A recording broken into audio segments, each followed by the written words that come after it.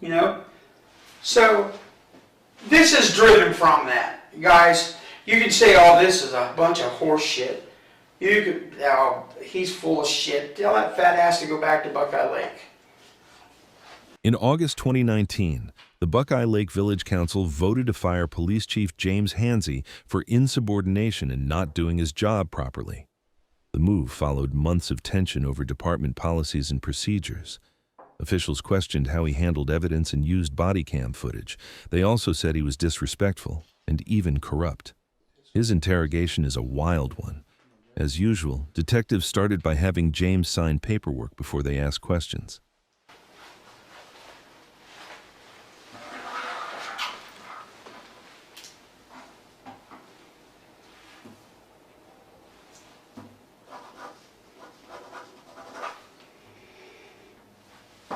Four. Do 1258. I appreciate you being here, Laura, man. Makes it a lot easier. Yeah, I kind of figured you guys were busier. It never ends. It doesn't. It never ends. Never stops.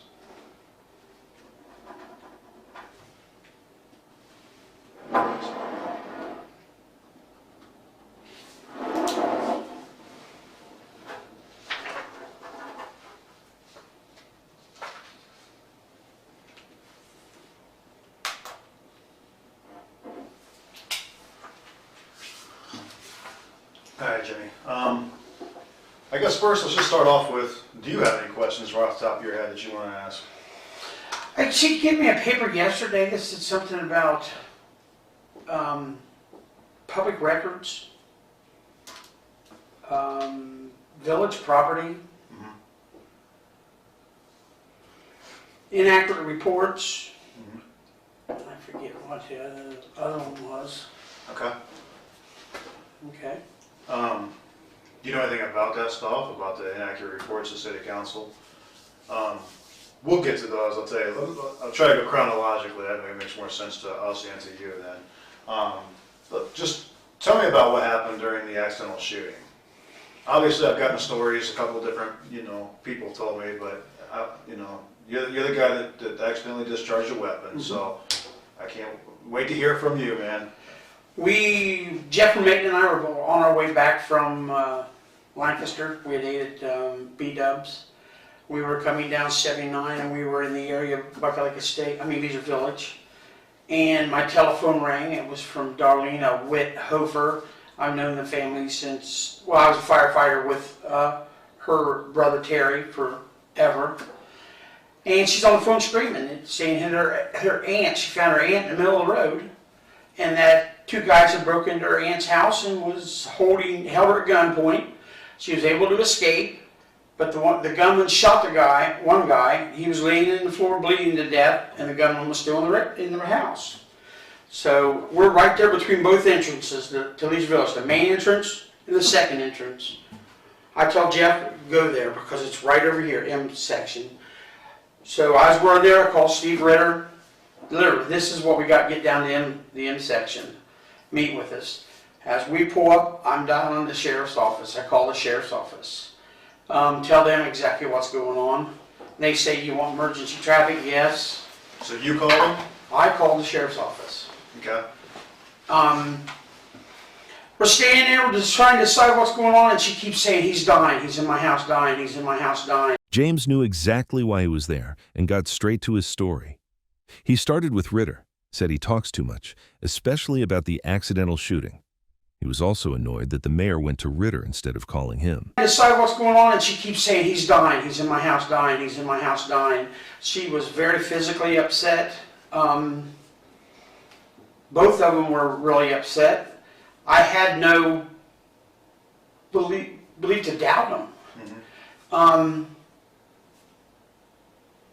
I wasn't even thinking of being on technically light duty. Right. Had no gun with me. And, with there someone possibly being in that house dying, you guys have done the same thing. You'd have went in. We had 3 people here, and we've been trained. I told Ritter, give me your handgun. Vermaiden went around the side of the trailer to see if there was a door on the back. I said, go get your rifle, because we don't know what he's got. give me your handgun. It's the same identical handgun that I've got. And we went in cover 3. Vermate was the first one in the door, went to the right, because it's a a single wide. Went in and I went to the left and I held the whole back of the trailer. And the trailer is really dark. And the only lights that's on is their flashlights and a TV in the very back room. I'm standing here, low ready, left hand, and all of a sudden something flashed. I thought someone was coming up at me. When I came up, I hit a corner and poof! Went in the round, went in the floor. Okay. Did you have your finger on the trigger or something when you went Yeah, up? I had, yeah. Yeah. Because I was coming up to protect myself. Right. And I just hit that counter and it just, pow! Okay. Off, just simple as that. We cleared the house. No one was there. It was the TV and the door was cracked about that big. I talked to the woman and the son. Didn't know that she had an onset of dementia is what he told us. Told us the other day that she told him Trump was in her bedroom. I'd never been to that house before. I know her, but I only knew her from McDonald's, not personally talking to her or anything. I didn't know that she was having an issue, which after everything was found out, it was found out she had a UTI, urinary tract infection forever, and never told her kids. And that was she'd seen a police movie prior to going to bed that night. Okay. So, I checked the house to make sure everything was fine, that we didn't hurt the electric, didn't hurt the water.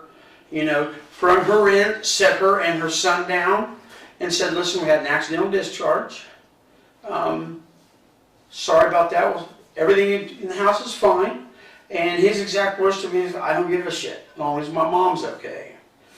I said, what about a doctor's? If she's hallucinating or something like that, we need to get her to take care of her. Let's get her to the hospital. He said, no, she goes into the doctor's in the morning. I said, then you can come and get a copy of our report so your doctor can have that to use to see what kind of medicine to get it on. And he said that would be fine. Or I would have pink slipped her that night.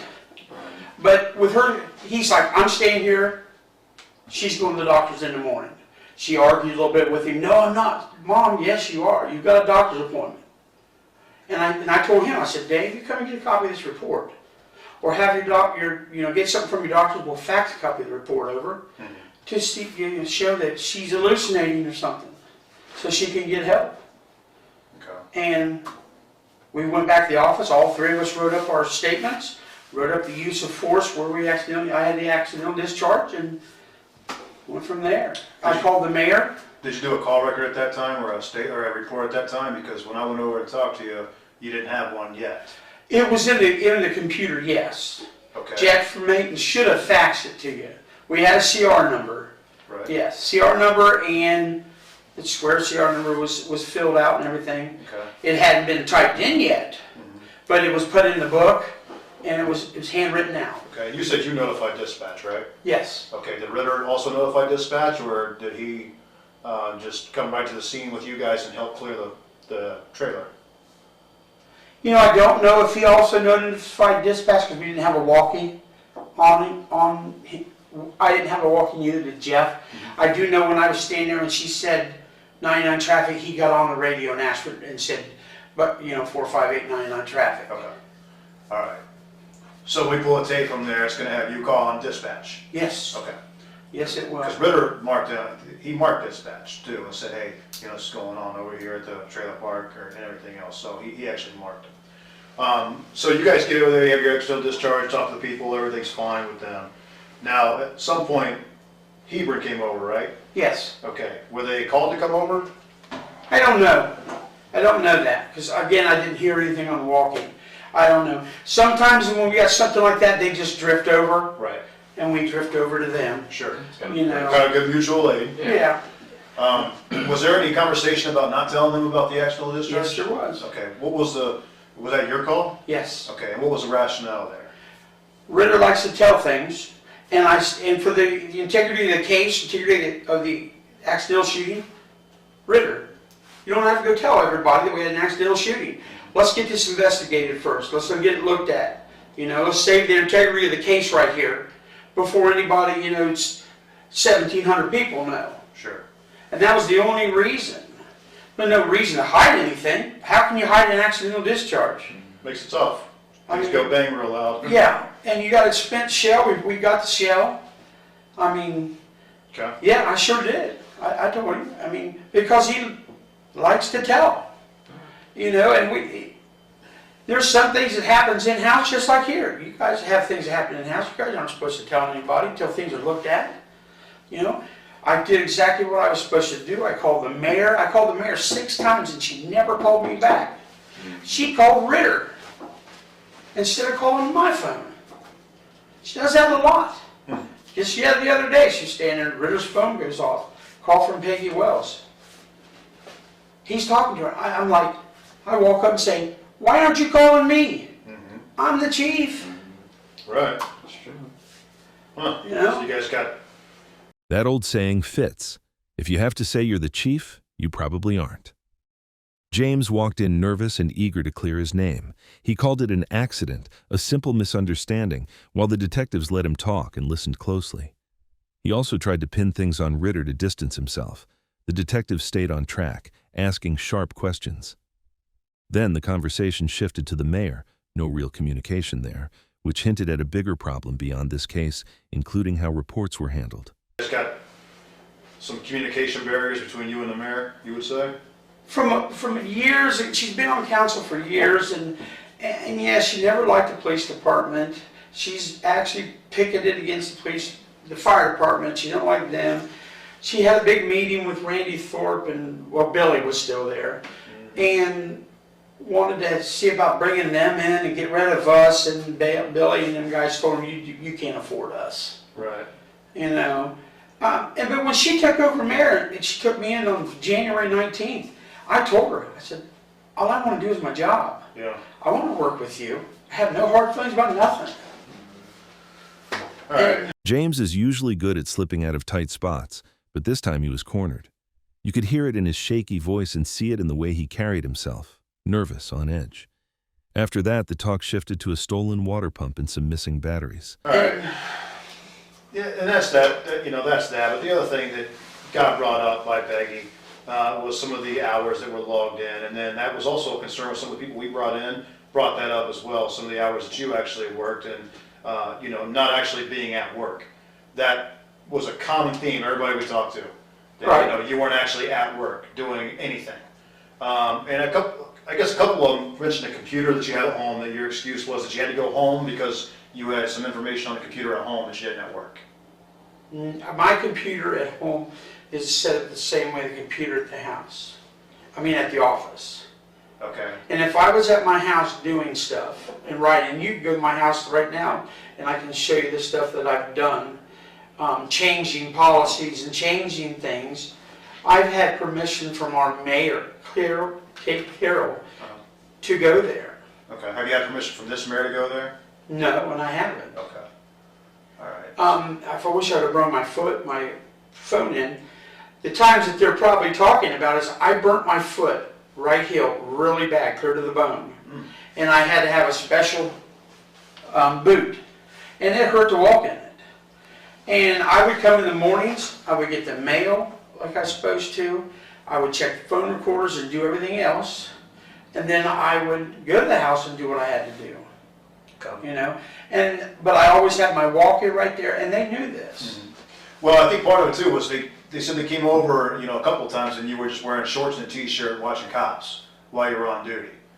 No. And that was and then when I checked the records, you had him logged down as hours that day. But my concern is if you're at home that day, and that's true, let's say that's true what he's saying, if you're just sitting around watching cops when you're supposed to be at work, that could be an issue. Right. Obviously, I mean, you're the chief of police. You wouldn't want one of your guys doing that, So, I mean, you got to understand from, our perspective, looking at numbers and looking at everything else that are brought to us as a concern. We have to try to figure out why or justify why that's happening. Right. So And that's why I'm asking you, because No. I want you to justify to me why that is a reoccurring thing though from everybody we've talked to. It's a reoccurring issue that, yeah, well, Jimmy goes home a lot and, you know, he'll leave and he'll just stay home. But literally it's a reoccurring thing. Everybody said the same thing. Why do you think that is, Jimmy? I would go home a lot, but I would not. I would be in blue jeans or my BDU pants and a shirt that always said police, and I would be doing the stuff that I was allowed to do on the computer per the mayor.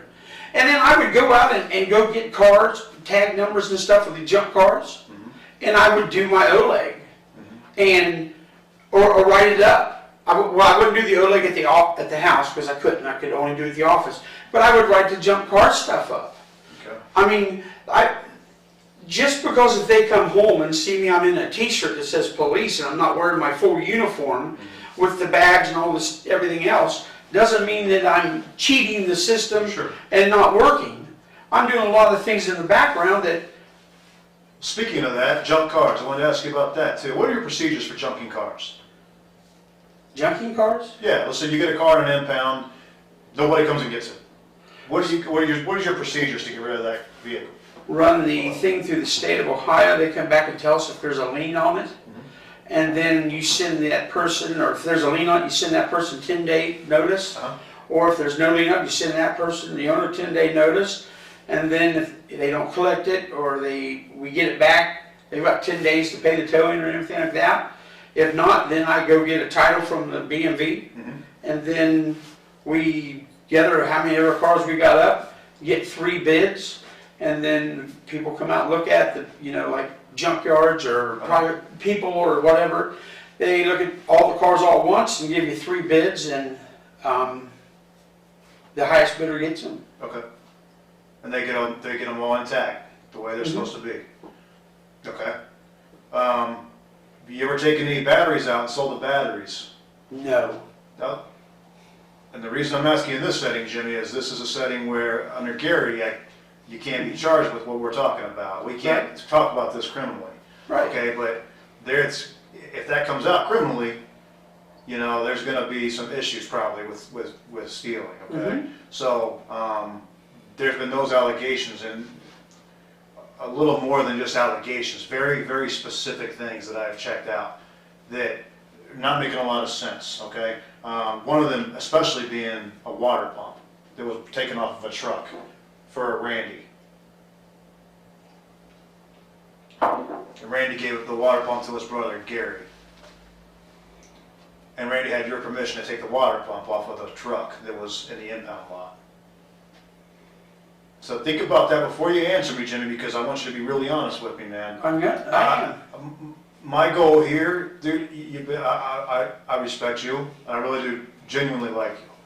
I want to make sure that you come out of this thing, you know, okay. Whether that's okay with your job, okay without your job, you know, but what I don't want to see is something that, you know, you get charged for or go to jail for. Right. You know what I'm saying?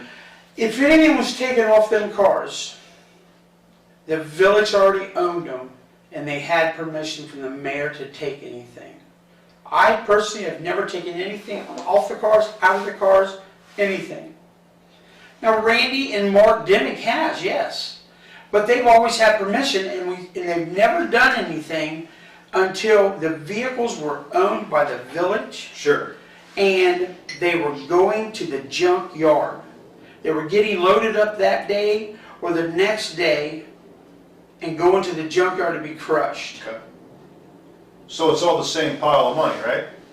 I mean, if one car goes, it goes whole, or it goes, are they junking it out? Are they checking for all the equipment? Or are they making sure that if they can pull the engine or a water pump or anything off of that the junkyard would do that? Or you just sell them out as a whole? Sell them at the car. I've seen it, when I've taken them there, they ran the forks through the forklift, through the windows, picked it up, put it in this thing, put it down. Yeah. Crush everything like a sandwich. Yep. But if I didn't even know about a water pump to Gary. But if it was taken, battery, water pump, I will tell you, I know a jack was taken, one of them scissor jacks, but it was already up on the trailer, trunk wouldn't lock, and Randy's like, oh, we got a jack. All right. But the village owned them vehicles.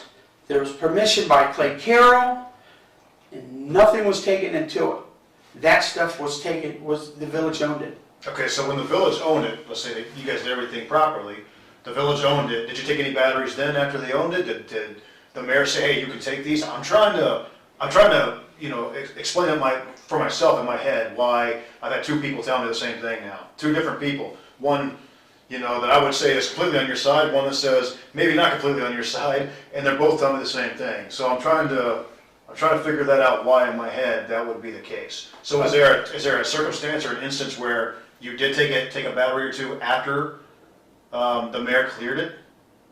I've never taken a battery. Never. Never. Okay. Never. All right. Well, I needed to ask you about that because, like I said, I've had a couple of them here. All right. James kept insisting he never took a battery, but the detectives already had him tied to it. So they weren't buying his story and weren't about to take anything he said at face value. Sensing he wasn't being straight in the room, they pivoted to another lane, who handled his auxiliary hours. That's where the questions went next, and the tone shifted with it. They weren't going to let him steer the conversation. The message was simple. If he ducked one line of questioning, they'd chase another. The detectives made it clear they were ready to check every box, follow every thread, and push wherever the answers might be hiding until they had the whole picture. Okay. Who's responsible for your auxiliary hours? Jeff or Mayton. Okay. And who's responsible for are you his boss? Yes. Okay, so are you also responsible for the hours that go over to city council? You're turning those into city council, right, as a document? As the end of the month report, you mean? Yeah, the end of the month report where you've got all the hours listed for everybody that worked, all the calls were taken, all that stuff. Yeah, we get the calls and everything out of the computer system. Okay. And Jeff would estimate the hours. How's he estimating the hours? I'm confused on that part. I work 80 hours a week. Uh-huh. I mean 80 hours a week. Every 2 weeks? Every 2 weeks. That's 160 a month, so he'd put 160. He would take what he was supposed to work, divide that by 2. That's what he would get, just down the line like that. Okay, that's for the full-timers, right? For the paid, yes. For the paid people. And Jeff or Madam was in charge of all the paid people to make sure that all of their numbers were accurate? Well, we would turn in them on the payroll slip. Right, but who was ultimately responsible for that? To make sure those numbers are correct? Those numbers were estimations. They were never correct, not meant to be correct. You guys are paid by the hour, right? Mm-hmm. How do you get paid by the hour, an estimate by the hour? How does that work? Because we have a time clock, we gotta turn stuff, I mean, we literally have a time clock. See, we don't. Right, which is crazy, but it keeps track of our hours very well. We used to have a time clock, and for some reason, I don't know why it went out. But if you don't work, if I estimate you worked 20 hours, but you only worked 15 hours, am I not cheating a village out of 5 hours? Or your police department, with your limited budget, are you cheating yourselves out of hours if you do it that way? No, because our hours was not estimated. The hours worked was by our time sheets. Okay. And then it was verified with Mary over here. Okay, how would Mary know how much you worked? Oh, she would see us. I mean, you would write your hours down. Right. I mean, you know, like if you go out there right now, I'll sit here with you. You'll see 6 a.m. on my timesheet, but you won't have a time ending. Okay. Because before I leave and go home, I would write, okay, let's say I'm up 4 today. I write 4 p.m., the amount of hours, and you come over here and you put the hours. Yes. So, Do you have you don't do any kind of trip sheets or anything then, right? 'Cause you're the chief? we mean trip sheets. Like a trip log, like No. your officers do when they're out No. when they're out riding around, driving No. around and stuff. James tried to explain how he and Jeff tracked their hours, saying they wrote everything down and had Mary check them at work. On review, those hours looked cooked and they didn't match the report sent to the village council. Investigators spotted entries added after the fact and totals that didn't line up with shift logs. All of that set off alarms. Instead of backing up his story, James's Mary verified it line only dug the hole deeper. The more they compared, the clearer it seemed the numbers had been massaged, the council copy didn't match the in-house sheet, and his credibility took a hit. Which makes sense, you're the chief of police, so you're just putting in your time, your hours, and that's it. Yeah. All right. So who is ultimately responsible for making sure those hours are correct? Are you talking on the sheet that, I'm talking about the sheets that you guys turn in to Mary. Who is responsible for those numbers that go over there? ultimately me, Okay. but I didn't do their time sheets. They would do, each officer does their own time sheet. Sure. Like if you two work for me, you do your time sheet, you do your time sheet, and then on Monday mornings when I come into work when it was supposed to be turned in, I'd look, Right. all right, I know your day's off, Right. and I'm gonna know if you had to work over or something. Mm-hmm. I'm gonna know that, and I just verify it through there, and then I sign it. So you know when somebody has to work over or comes in for somebody else, they notify you, so you know about Yeah, it. Okay. All right. So then you're ultimately responsible for making sure the numbers are accurate when they go to Mary, who I assume Mary does some other report as well, or did at the time. I have no clue. We just turn in our time sheets to Okay. her. But you make a report for city council, or for village council. I'm sorry, if I keep calling it city council, I'm Yeah. just used to this. You make a report for village council, right? The end of the month, they would get a report. Yes. On with the fire department and every street department and everything else. Right. And that report is done by who? We're making, Okay, so Vermaiden does the report. He does the report up, and I would assume, since you're the guy in charge ultimately, and you're the one responsible for numbers ultimately, you look at that report. no, You don't look at the report that Vermaiden's doing? no, he would come in or on a Friday, when I'm off on Fridays, Uh-huh. and he knows Monday is the council meeting, he would do it up, Mhm. and then he would take it over and give it to Valerie. There's plenty of times I would never see that report. Okay. So nobody looks at what Vermaiden's doing? As far as the numbers go? On the something reports? like that, no. Okay. Because they were just estimated numbers of, he could put me down for 160 hours a month. I'm talking about, okay, I see where you're going with that. I'm sorry, Jimmy. Let's go back, let's say the auxiliaries. Who keeps track of their numbers then? I got where paid guys are, Vermaiden's in charge of the paid guys. I got For it. maintenance. So Vermaiden's also in charge of the Yes. auxiliaries. Okay? So when those numbers go over, do you check their numbers too to make sure that they're accurate? Because you said, like you said, you know who's coming and going in your police department. Well, he'd put the hours down for them. They were, some of them worked 16 hours a week, a month. Some of them worked more. And some of them worked less. In fact, a lot of them worked less. I have no clue. But you know who comes, but you know who's coming and going, Jimmy. That's the whole thing I want to get at. You know who's coming and going in the department, and there are people like Schilling. Is it Schilling? Schiller? Mm-hmm. I know he's Jason Schilling. Jason Schilling. Yeah. I talked to lots of people, and they said he only comes during taser training. That's it, and he's listed for 16 hours a month, Correct. every single month. Correct. Because Frank Foster, our mayor, Uh-huh. said he did our radar, he did our taser, and he did what else did he do? Radar, taser, I want to say self-defense. The mayor said he saved us so much money without having to farm out that training that he would give him the 16 hours every month. Gotcha. That So- was Foster, So your old mayor, Frank Foster. is that 2 mayors ago? So your mayor 2 mayors ago said that was okay. Yes, So you guys continue to put 16 hours on the monthly report that's turned into village council, yes. even though he was not working 16 hours. He wasn't physically working 16 hours. Right. But he would come out every once in a while. I agree. No, they said that too. They said he'd come out every now and then. But he wasn't coming out 16 hours a month, was he? No. No. So when you're taking a report and it's being generated by the police department and it's going over to village council as him having 16 hours a month, that's not accurate. It may not be 16 hours. I believe it is accurate because the mayor, Frank Foster, said, we will trade him this 16 hours a month if he continues to train us like Right. that. And that's the way we did it. I understand what you're saying. I do. I get it. But, a guy like that's invaluable. But you want that guy to actually work. And when you're presenting those numbers to village council, the numbers don't match what is actually going on. So if you're putting 16 hours down, it looks like that guy's been there for 16 hours that month. He put in at least 16 hours of time, right?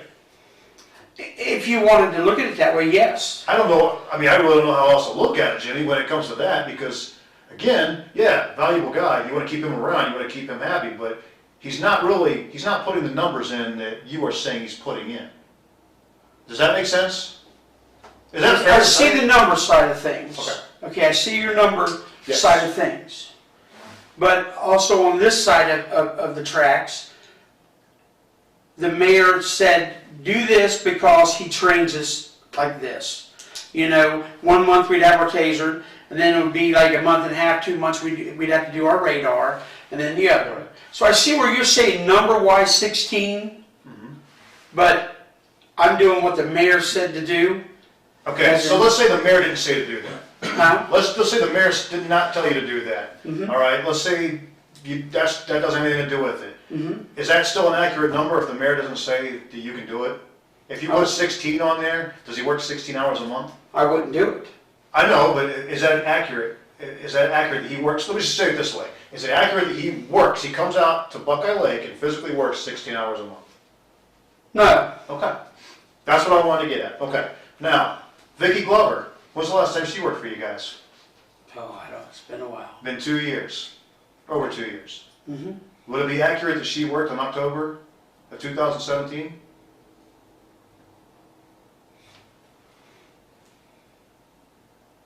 No. No, but she got 16 hours for that month too, on the report that you guys turned in to village council. How's that? Because she's not in the department. Exactly. She's not on the department.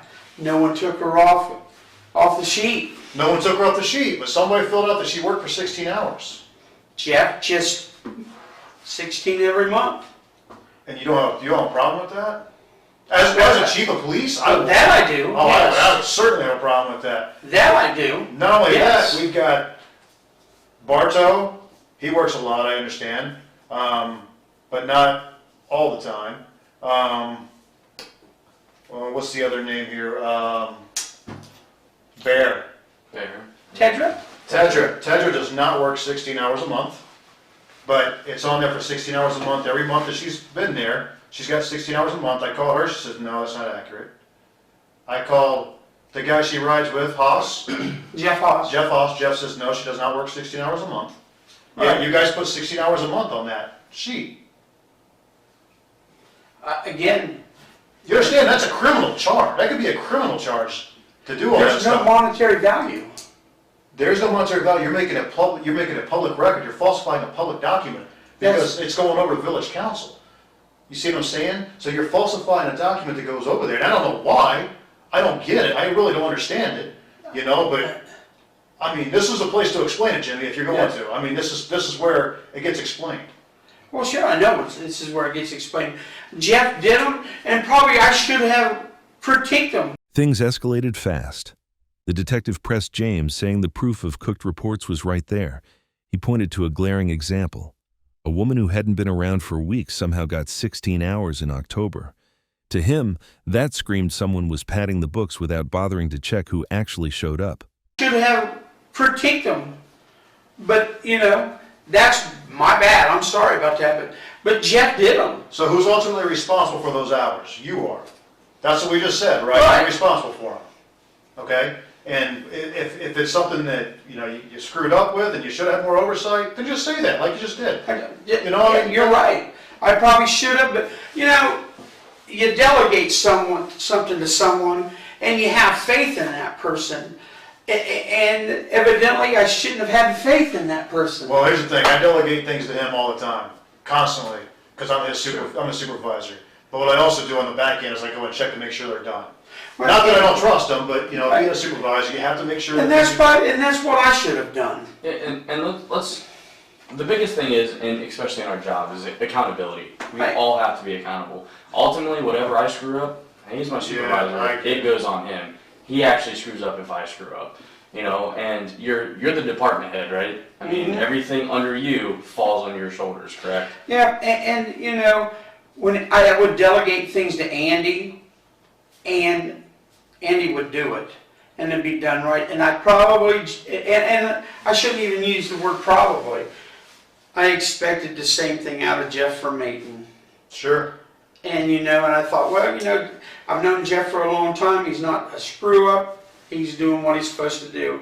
And you're right, I should have said, let me have that report. Because I honestly never see the report. He would either do it on Friday, or he would come in on Monday when I was working. And he would ship it right off to Valerie, and Valerie would print it and give it to the other people, give it to the council. Okay. But you're right, I should have had more, should have doing this right, But I had, Andy did a hell of a job for me, and I didn't have any problems, and I got into that blind side, you'd want to say. So when you guys are computing auxiliary hours, there's no system there, right? There was a system, and I think Ron did away with it. They had it. How long have you been chief, though? 4 years. So in 4 years, you got no system in place to track those hours, right? Right. Okay. And we have in the last probably 3 months or not as long, there is an auxiliary that says reserve hours now on this big book. They come in and write their time. They're supposed to. Supposed to. But nobody does it, according to everybody I talk to. I mean, if one of the guys, auxiliaries, comes out and slides out and rides with whoever at night, and if I don't hear them on the radio, or they don't stop by my house, I don't know they worked. Right. Okay. Let's go to these checks that were cashed for the insurance company. Now, I talked to the insurance company about those checks, and they had some pretty big issues with them. Mm-hmm. All right. That may be something that I'm going to have to turn over to somebody else to investigate criminally. If it gets to that point, I may have to do that. What I don't know checks? what the insurance checks that when you were transported to the hospital and you were supposed to pay, you weren't supposed to cash them, and you cashed 4 of them. Oh Lord, you gotta be kidding me. See, Jimmy, the problem with an internal investigation is once it starts rolling, it starts opening the door to all kinds of other stuff that comes in. Mm-hmm. And I have a duty now to at least address it and try to figure out what's going on. In this setting, again, you're under Garrity, okay? I can't use anything you say criminally, period. Okay? Oh, I understand. So, all right, I want you to understand that, before you. This is funny. These checks, I honestly, wholeheartedly, with my life, believe they were my Aflac checks. Because I talked to John Curtis, you can call him and ask him, I got him in my phone. He says, you've got a check coming, and you're going to have checks coming for your follow-up visits. I just got a check, and you can run out to my truck, I'll give you the keys. I got $3,100 out there. I just got an Aflac check for this. Okay. I honestly, wholeheartedly, 1,000,000% believe them checks were mine. This started to piss me off. When I found out they weren't, I made arrangements and they were taking money out of my payroll every month. They mentioned I didn't fight the system because I honestly believed they were my checks. So did you get any Aflac checks during that time that you were getting those checks? Yes. Okay, so did you wonder hey, wait a minute, why is Aflac sending me another check? No, because he told me that I had money coming from follow-ups. Gotcha. Just like a few minutes ago, I go to the hospital. I've been to the hospital since February 4th, every day for 3 hours.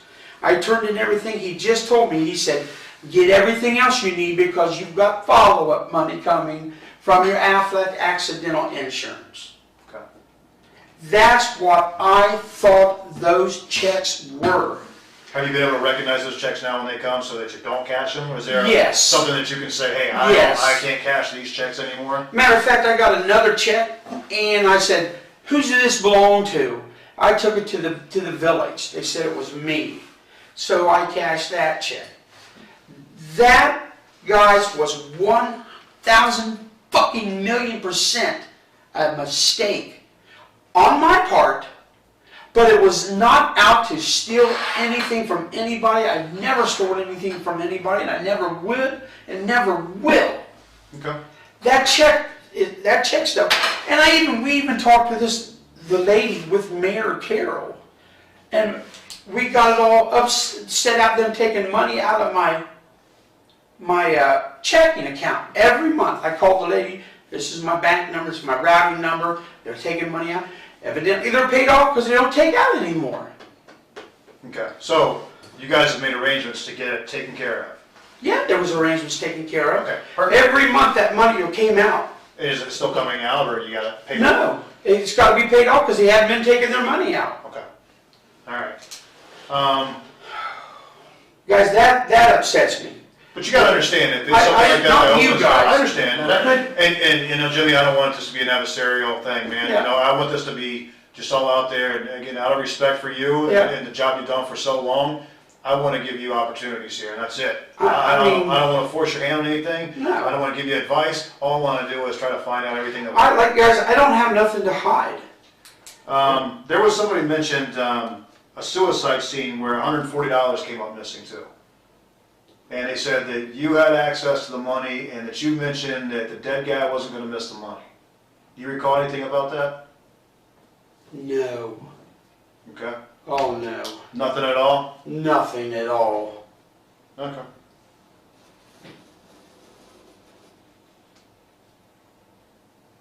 You guys get a lot of suicides out there?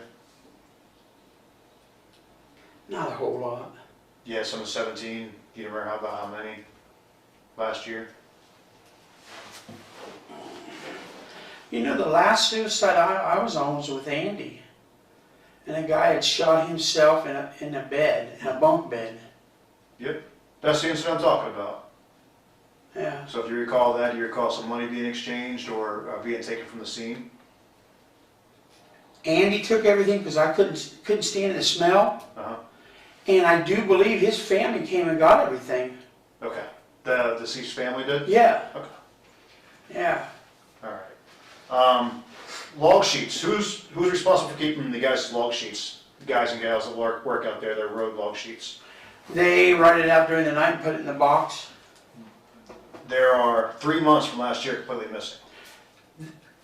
Road logs, or are you talking about? Both road logs and actually city council, the reports that you guys send to city council, those are also missing.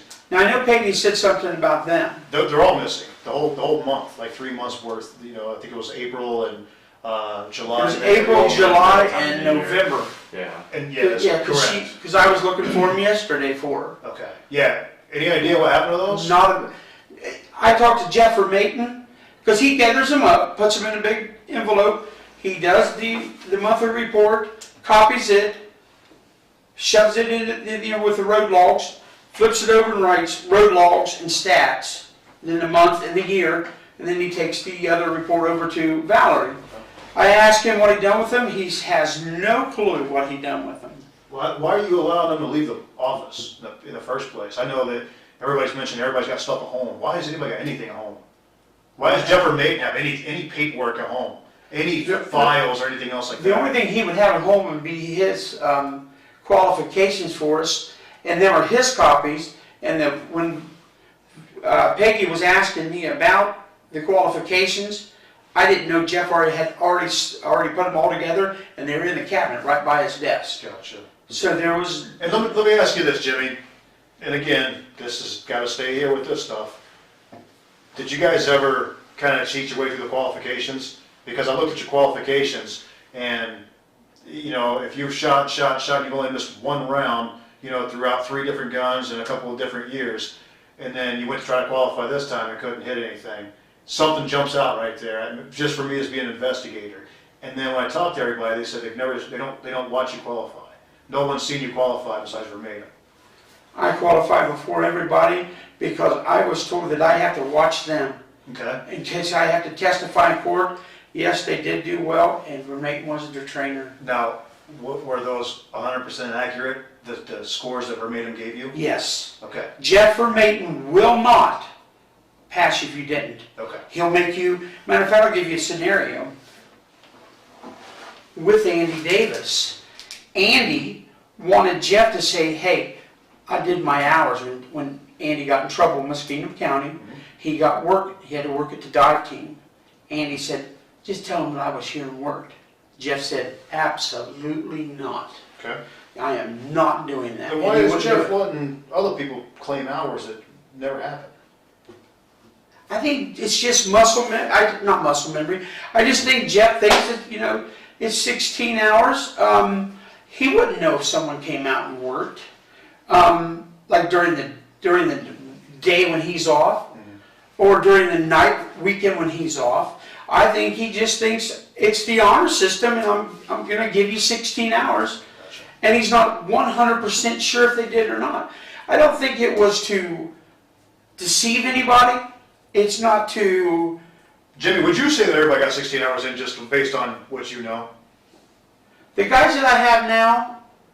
I'm talking about, let's think of all the 17. Let's just take 17 and to right now.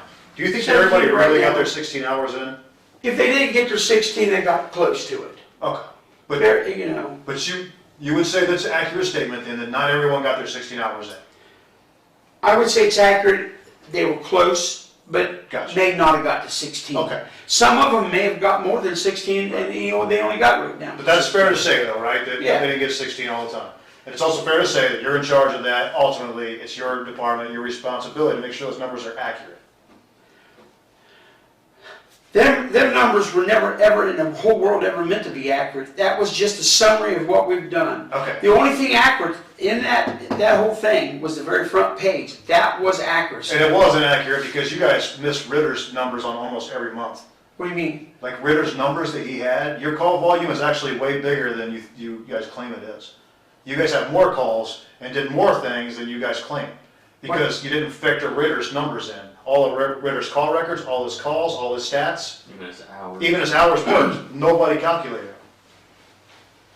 The Ritter's not putting his stuff in the computer. That would be the problem there with call volume. What do you mean put stuff in the computer? He's not typing his stuff in his CRs and call records in. Okay. So And I wouldn't you know guys that. you guys go off of that for the call logs. So you take the call logs, you put them in the computer, and then Vermaiden gets those numbers off of the computer to put Yeah, he on gets the in there and stats. gets, you know, I got you. and it's generated for the computer. So if that call number is low and it's Ritter's not putting his stuff in. Ritter's name's not even on it. On what? Ritter's name's not even on the list of anything that's been done. Go grab one of those packets for me. Yeah. Because we didn't grab it. Ritter's name is not actually even on the list of auxiliary officers or part-time officers or full-time officers. His name's not even on a lot of it. So, Steve's, is it? No, so we wrote it in and put down the stats that he got, and your numbers actually rose. Instead of being down here, they actually rose a lot. So you guys aren't getting credit for a lot of stuff you're doing because his numbers aren't being calculated in that. So, you know, I don't think your village council is getting an accurate number, really, of anything. They're not getting an accurate number of how many people are coming out to work, their hours, or their call volume. Steve Ritter's name's not on that report. Yeah, and I'll show you when he brings it back over here. It's not even on there. Yeah, when you open it up, you got all his call logs.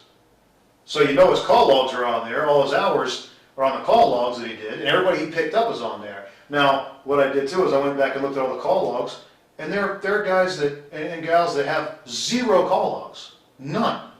But yet they got 16 hours listed. And they're not on one call log. Are they auxiliary? They're auxiliaries. They're not on any call logs. They're not on anybody else's call log either. They didn't pick up anybody. They didn't take anybody back. They didn't do a slash mark and then put their name on it. Nothing.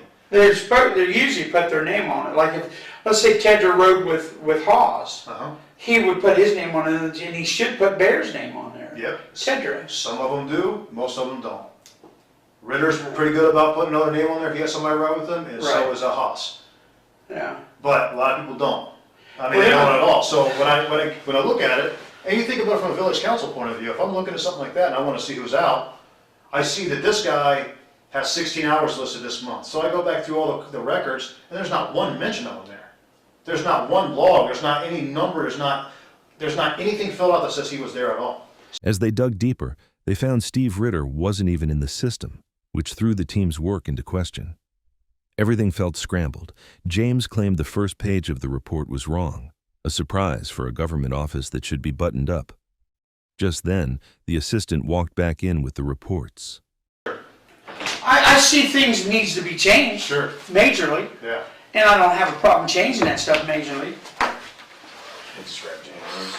But I had no clue that Steve Ritter is not on that Well, list. for instance, see January here?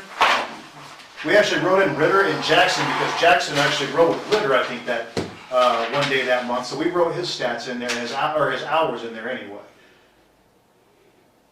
You know, and then Andy Davis picked up Bartow. and Bartow got 7 hours that day. Yeah. But Bartow didn't get 16 hours in that month. Now, there's times here that Bartow is our bailiff, Okay. and he would do the bailiff. There would be no call log for him. Is there any record of that? Sure. Does he sign into something or do anything? No, no. That's what I'm saying. Is there No. anything that's written down for that? No, he comes in and he would be the bailiff. All right. See, Vicky Glover's still on. When is this one? 17. That's January 17th. She was probably been gone Yeah. half a year at least.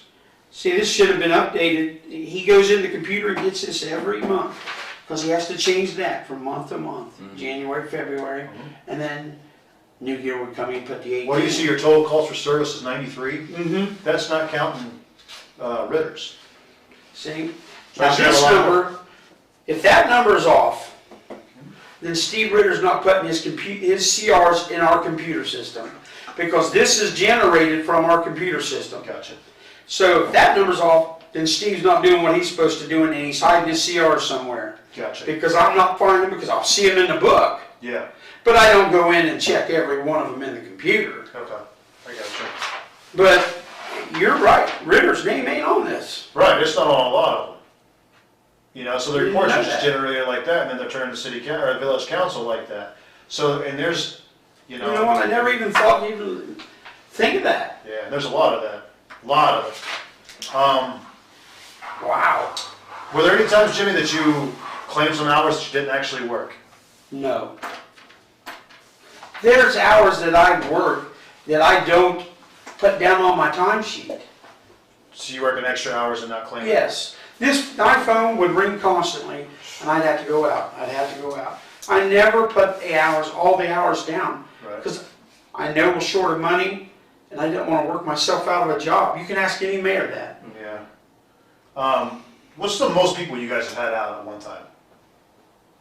2, 2? yeah, 3, At any time, any given day?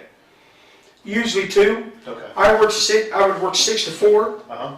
and then someone coming up from noon to 10, Okay. and they would come out at noon to give me that 4 hours to go in the office and see stuff that I had to do. With spreadsheets and logs piling up in front of him, James Hanzey was on his heels. The numbers pointed to padded time and cooked entries, exactly the kind of thing that gets you charged. Even with all that staring him in the face, he kept denying it, then volunteered a half confession. He'd put in extra hours he never claimed. The problem? The records showed the opposite. James was getting credit for time he didn't work, and the paper trail was brutal. As the pressure built, his composure cracked. He deflected toward Steve Ritter, saying Steve was gunning for his position and setting him up. I don't care. That stuff coming up there is from Steve Ritter. Steve Ritter wants my job. I'll tell you what, I'll be completely 100% honest with you because I don't bullshit, and I'm not bullshitting you now. That did not come from Steve Ritter. Some of it had to have. None of it did. None of it come from Steve Ritter. Nothing in that book came from Steve Ritter. No. And let me just say this. I'm gonna, conclude. I'm gonna end the whole thing on this, Jimmy.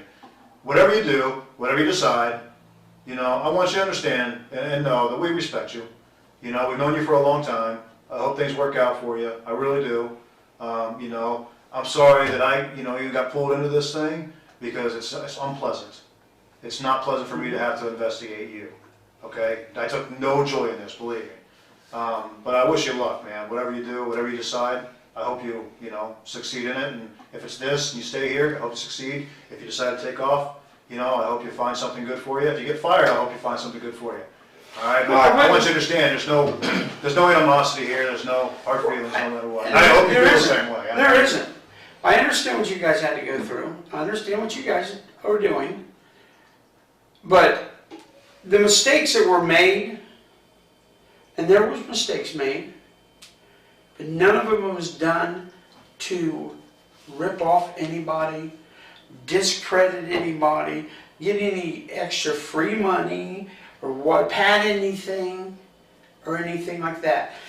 The auxiliary hours and for Maton doing them, I should have overseen it, but when you delegate something, I probably should have just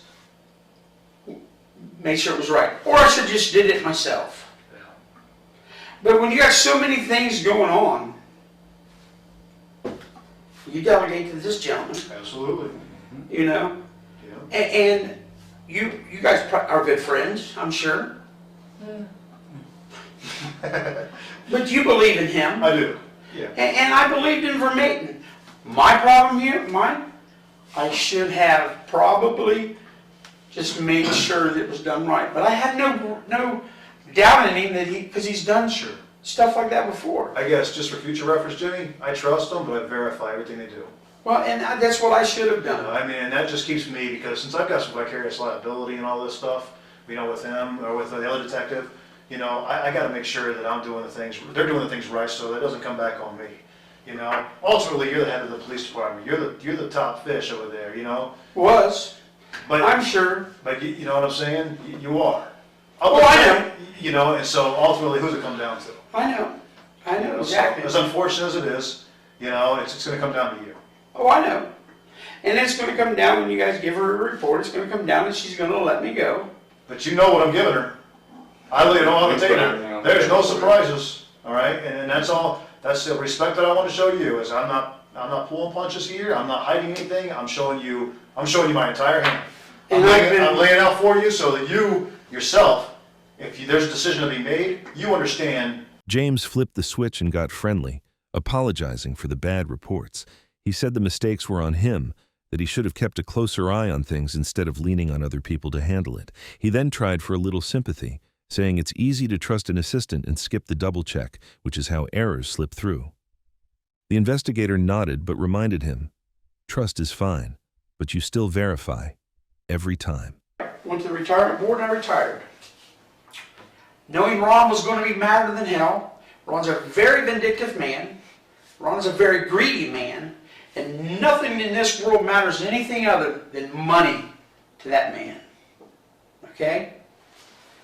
So, I said, let me be the one to tell him. I think I can tell him in an easy way that will not piss him off. Boy, was I wrong. He called me every name in the book in the Dollar General parking lot. He said this was his favorite words, was bullfuck. He left. He called one of our council members, just tore them a new ass that he was friends with, Barry Heron. And then 2 weeks later, he calls the Mayor Carroll and tells Mayor Carroll that I'm worthless and I do nothing. And I've never done anything. Threw me under the bus.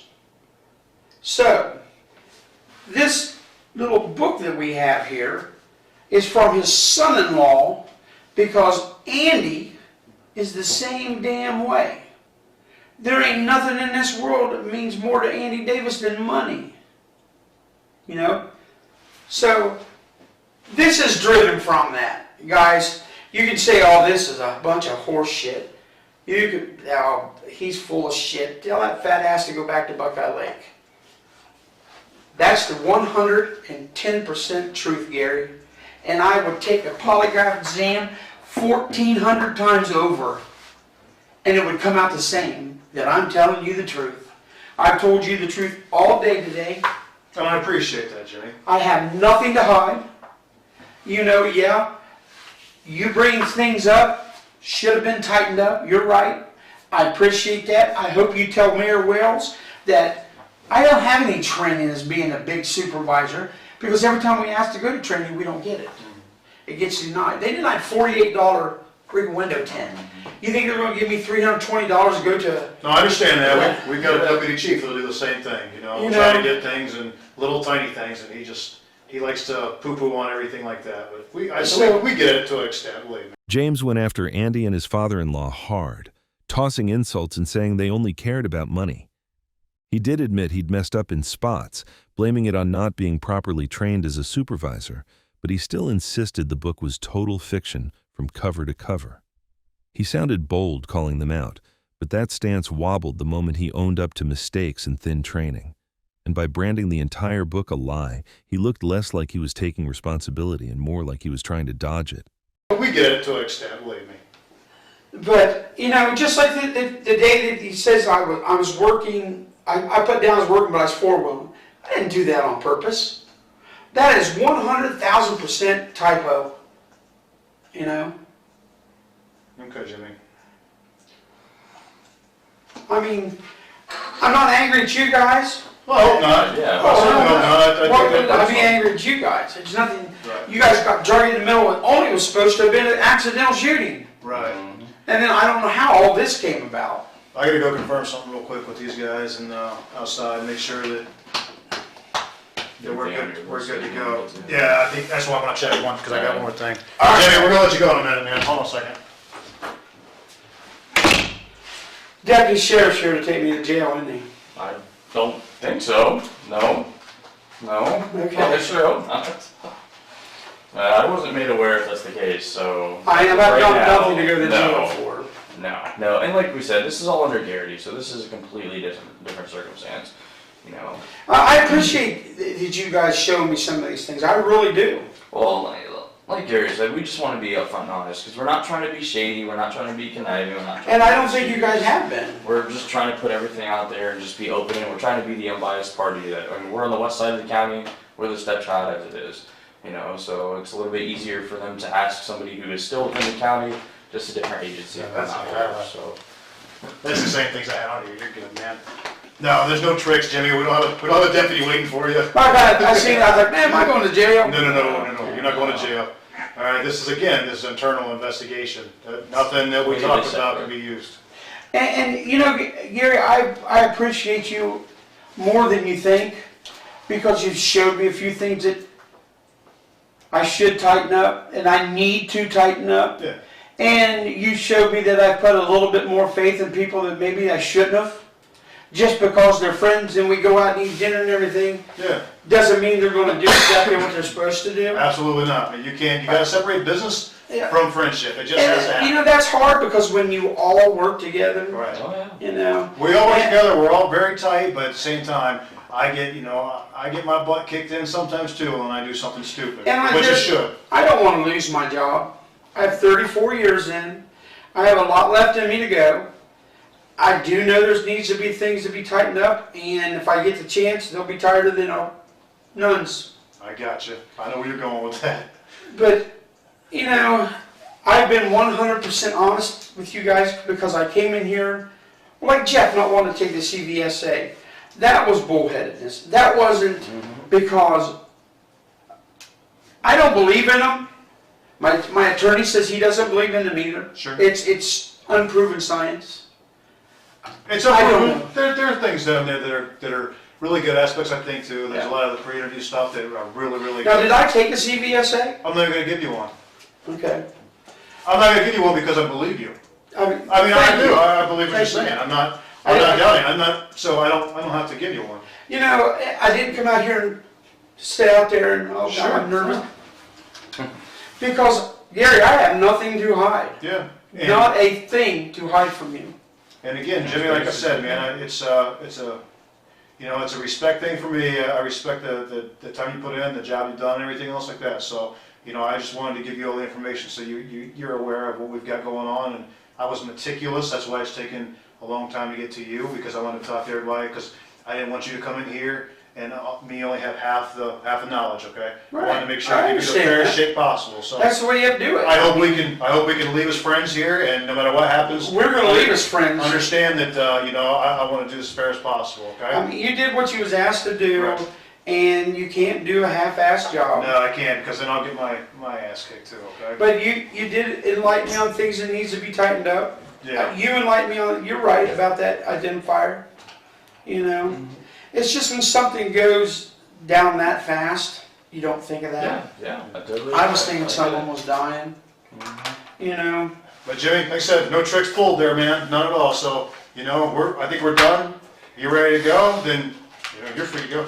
Am I allowed to have a copy of this when everything's done? Yeah, you get a copy of everything.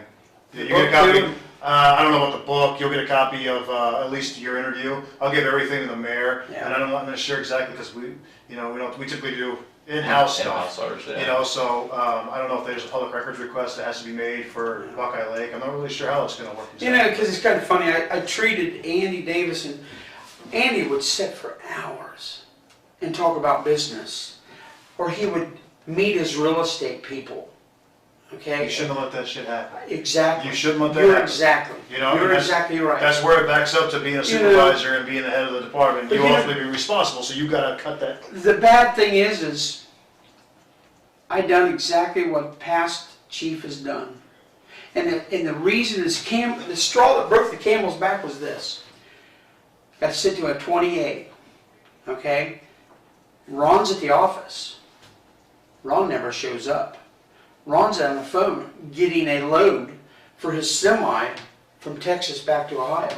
I about to get my ass kicked.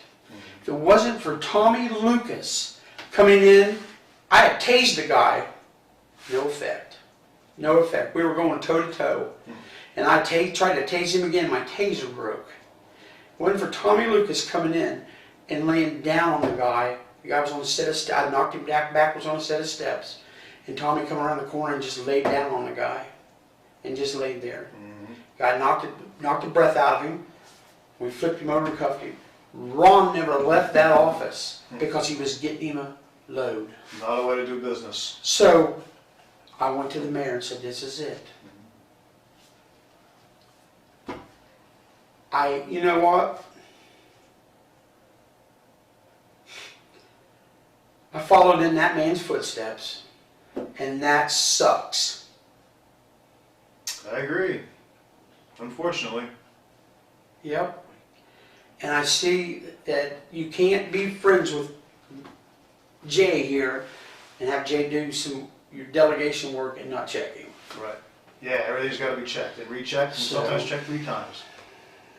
But I probably will not get the chance to do that, because I guarantee you she's going to let me go. I don't know. I hope not. That's on her. Yeah, that's We don't on have her. anything to do Yep. with it.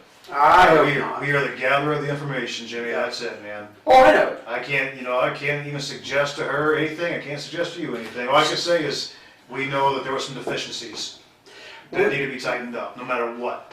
She told Jeff from Mayton that you guys recommended immediate termination for him.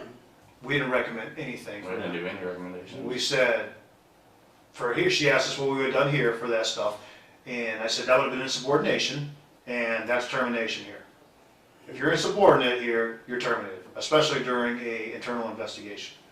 You just can't do It it. says that right in the Gary. Right, even, that where Gary writes to your red. Same thing, I mean, you James tried to defend himself by saying he'd followed the previous chief's playbook, leaning on delegation and proper supervision.